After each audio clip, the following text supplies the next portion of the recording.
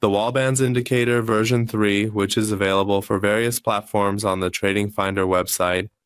From this section, you can download the indicator file for MetaTrader 4 and MetaTrader 5 platforms and run it on your chart. Additionally, traders can read this page to learn about the functionality and operation of the indicator.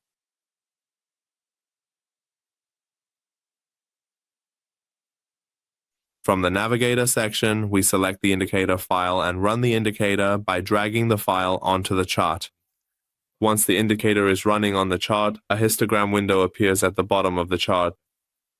Traders can use the Val Bands indicator to identify the market trend direction, detect ranging areas, assess the strength of the trend based on the histogram bars, and ultimately enter buy or sell trades in the market. When the histogram bars are prominently displayed in a vibrant yellow hue, it clearly indicates ranging zones and non-trending areas within the market. Subsequently, when the histogram bars transition to an appealing aqua blue shade, it signifies the presence of an uptrend, albeit a relatively weak one at that particular moment. Furthermore, as the histogram bars ultimately transform into a deep, rich dark blue color, it powerfully signals a strong and robust uptrend developing within the overall market conditions. Additionally, when the histogram bars gradually turn a soft pink hue, it typically indicates the presence of a weak developing downtrend. Conversely, when the histogram bars become a vibrant deep red, it clearly signals the emergence of a strong and significant downtrend.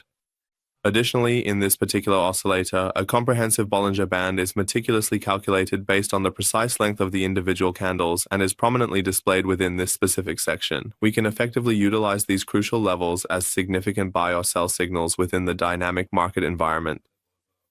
When the histogram bars decisively close above the upper band of the Bollinger Band, we can reliably use them as a clear and actionable signal for potential trading opportunities.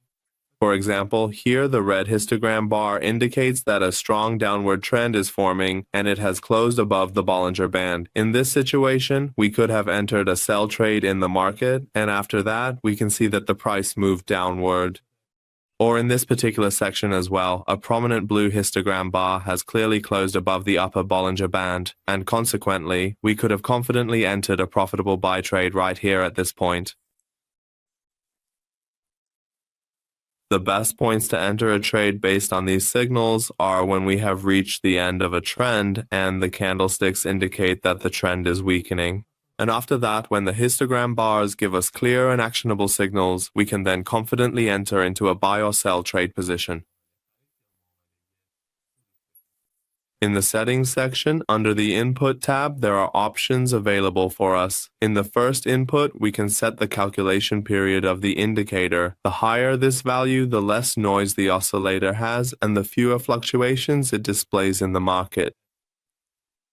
In the second input, we can select the calculation method for the moving average used in the calculations. There are 4 options here: simple, exponential, smoothed, and linear weighted. We can choose any of them based on our strategy. In the third input, you have the option to set the Bollinger Band deviation value. In the next option, we can set the band shift value. The more we set this value as a positive number, the more it shifts to the right, and if we set it as a negative number, it moves and is displayed to the left. In the next option, you have the ability to enable or disable the band on the chart. By default, this option is enabled, but you can set it to false if you wish. And in the last option, you can set the value for displaying the histogram and its calculation on the chart, which by default is set to 3,333. Here we can view the maximum calculation value from this section so that the calculations are applied up to the current candle. Well, friends, we've reached the end of this indicator tutorial. We'd be happy if you share your comments and suggestions with us in the comments section.